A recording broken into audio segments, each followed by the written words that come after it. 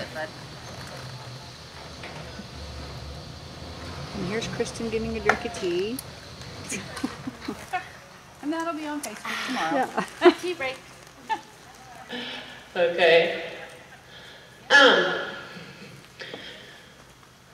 can kind of show you guys as a demo a little bit. We'll just talk about this for a minute, but some of the horses that aren't quite ready to do it fast, we don't have to do it fast. We might even speed it up just a little bit, but I love the drills of just barrels in a row and doing all rights and all lefts. I don't think we're probably going to have time to do barrels in a row unless I keep you guys here till 9 o'clock, so we'll just tap into this drill today. But I also like to really speed it up and slow it down to show speed control in these horses. One thing that, and I'll go over some of it tomorrow, is I really like to teach my horses, and would like for you guys to do the same, is work on speed control a little bit. Don't just go around your house and pleasure lope all day long and then go to a race and say, okay, here's our slow work and here's our run.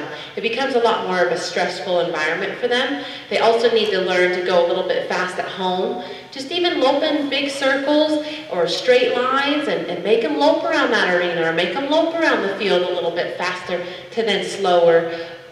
Do your breakdowns. I'll kind of explain some breakdowns tomorrow when we start doing the one-on-one stuff. Even if we get a horse here that kind of wants to float by a barrel, we might practice on them breaking down a little bit. But that's where, you know, you're going to be running, you're going to be just loping around nice and calm, and then you're going to just add a little speed, add a little speed, add a little speed, whether it's straight away or the whole symmetrical or just even a large circle. And then when you go down for your breakdowns, instead of just slamming that horse in the ground, because we don't want them as barrel horses to ever think that they have to slam in the ground, we just break them down. And that's where some of you, I talked to you today about some of the stops that weren't very good, how you just go down to the one hand, okay, that cowboy stop. This gives equal pressure on that reins, gives you a little more leverage to just break them down to a trot, to a walk, to a stop, okay? So, you know, practice that at home a little bit. If you're just, because that horse needs to learn to rate before that barrel, okay?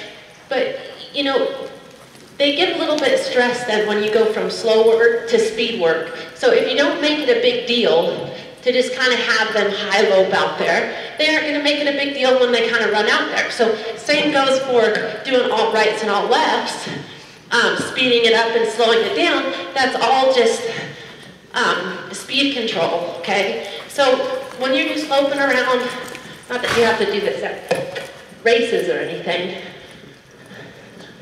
but when you're at home, teach them that it's okay to kind of add a little bit of speed and then bring it down, okay? You can kind of lope around that arena a little bit faster.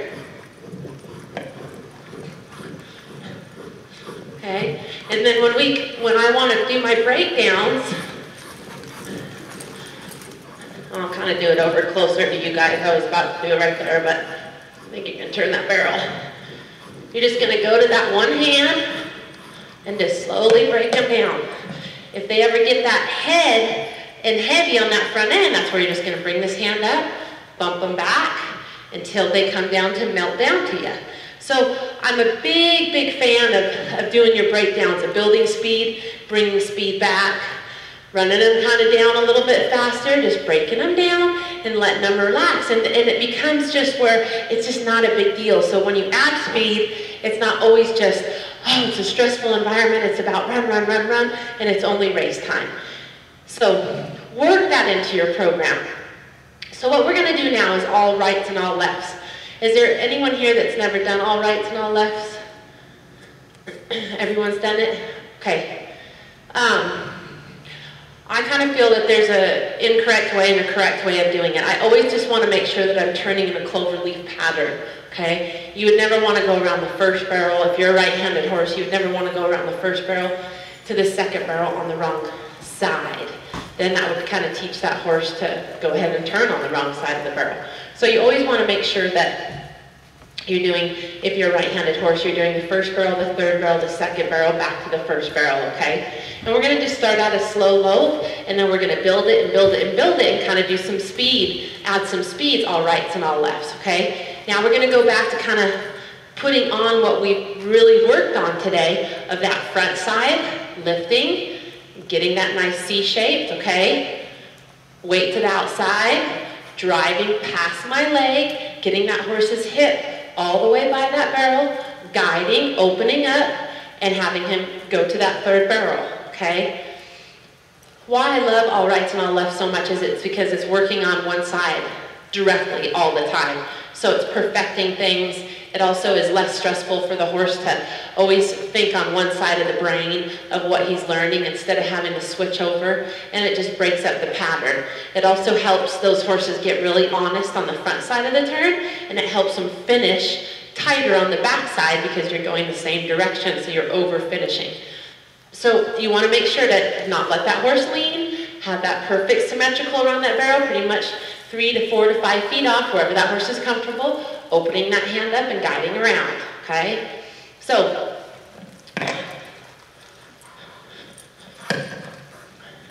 just gonna do it at a nice slow lope, practice first, keeping that perfect symmetrical. Some of them will want to break down. He kind of wanted to break down to that trot right there, thinking he was going to the next barrel, okay? Always looking over the top of that horse's head, never looking at the barrel, sitting deep in your saddle, getting all the way by with that hip, open that hand up and guide around. Okay, prepare for that turn, and finish that turn. So here's your lift, push forward, and guide around. When I say push forward, it's getting that horse's hip all the way through that turn in an oval shape.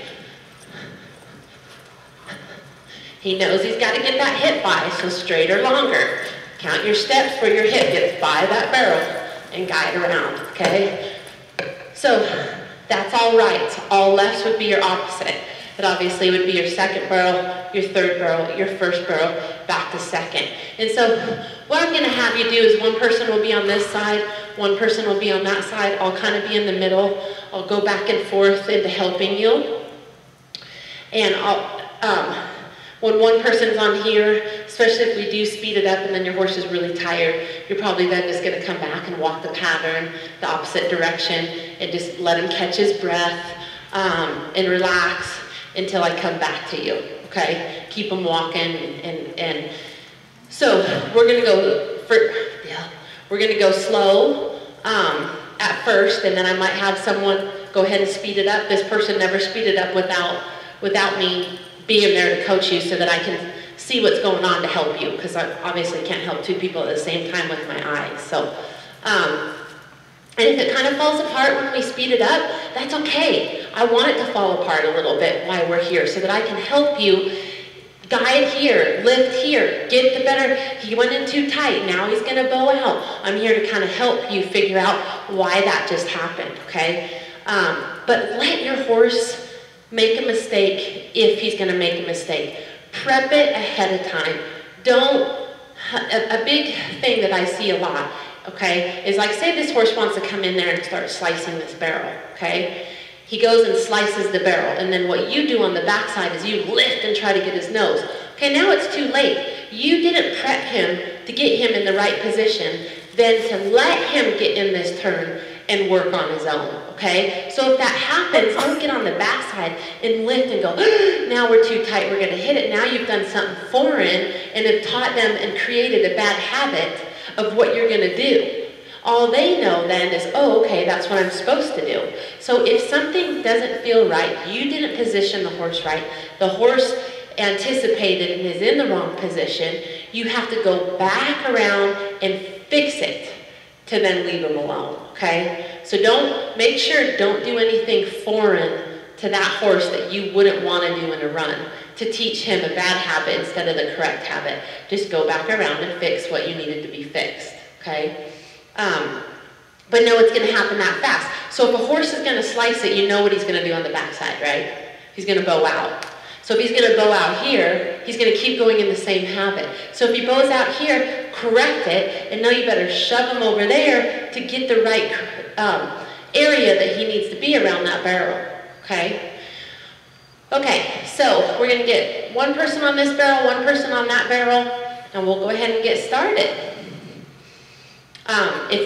And I'll help you. If you guys get to where one is kind of